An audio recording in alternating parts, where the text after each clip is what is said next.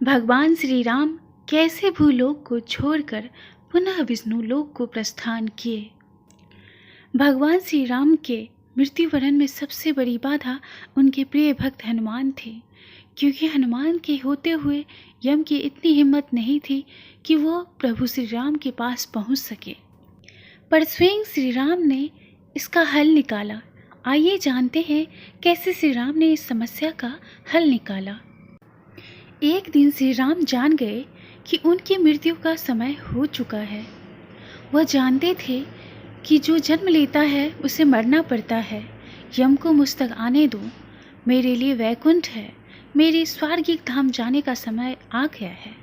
उन्होंने कहा, लेकिन मृत्यु के देवता यम अयोध्या में घुसने से डरते थे, क्योंकि उनको राम के परम भक्त और उनके महल के मुख्य प्रहरी हनुमान से भय लगता था।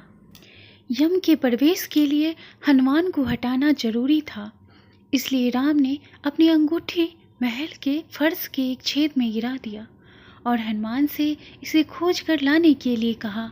हनुमान ने स्वयं का स्वरूप छोटा करते हुए बिल्कुल भंवरे जैसा आकार बना लिया और केवल उस अंगूठी को ढूंढने के लिए छेद में प्रवेश कर गए।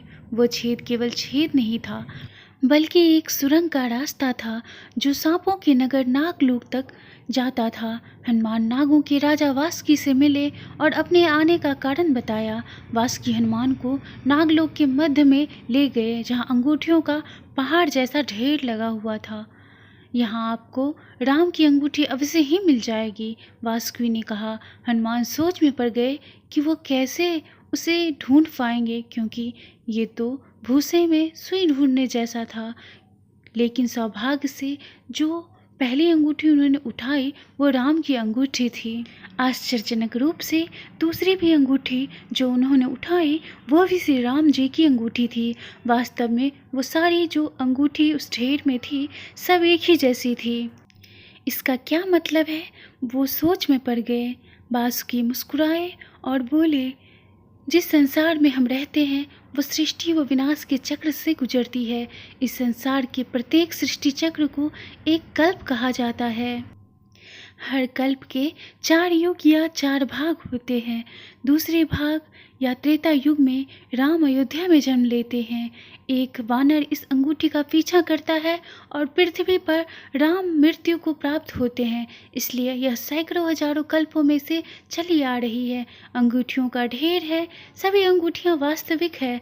अंगूठियां गिरती रही और इनका ढेर बड़ा होता रहा। भविष्य के रामों की अंगूठियां के लिए भी यह काफ़ी जगह है।